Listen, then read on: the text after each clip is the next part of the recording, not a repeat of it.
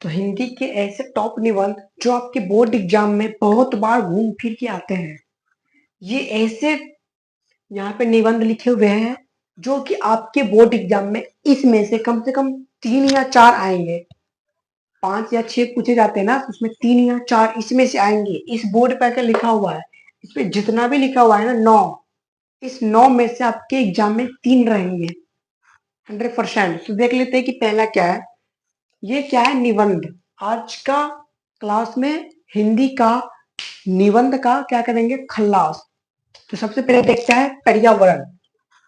सबसे पहले ये जो निबंध है ना 2 से 2.5 से 3 पेज की में लिखा जाता है। ये कोई 2 नंबर वाला क्वेश्चन नहीं है, 3-4 लाइन लिख देंगे और निकल जाएंगे। ये क्वेश्चन सबसे पहले पूछा जाता है, सब्जेक्टिव का सबसे क्वेश्चन नंबर फर्स्ट में ही पूछा जाता है, ठीक है। और ये कम से कम 2 से 3 पेज में लिखेंगे, उसके बाद ही इसमें पूरा मार्क्स मिलेगा।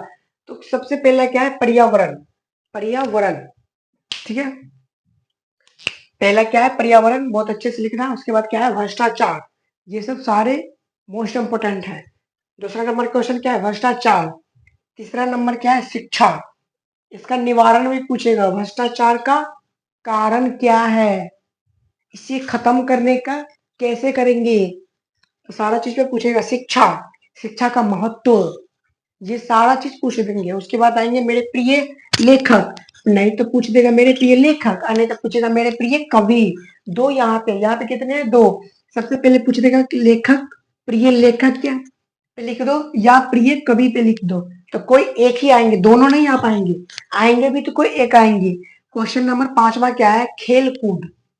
ये उतना इम्पोर्टेंट नहीं है, ये इतना इम्पोर्टेंट नहीं है, ठीक है। इसे स्किप करके भी चलना, छोड़ देना, कोई बात नहीं है, ठीक है। क्वेश्चन नंबर 5 में क्या है? खेल कूद। उसके बाद 6 बेरोजगारी की समस्या। बेरोजगारी क्या है, ये कैसे उत्पन्न हुए, इसे नष्ट कैसे किया जाएगा, खत्म कैसे किया जाएगा, ठीक है। आतंकवाद, ये आतंकवाद, ओ भाई साहब, इतना इम्पोर्टेंट कुछ कहने लायक नहीं। उसके बाद क्वेश्चन नंबर 8वां क्या है? भ्रष्टाचार और इसका अभिशाप, ठीक है। और प्रदूषण, प्रदूषण क्या है, कितने प्रकार के होते हैं? जल प्रदूषण, वायु प्रदूषण, ध्वनि प्रदूषण, ठीक है। तो इस सारे को एक क्या करना, डिफिनीशन की तरह।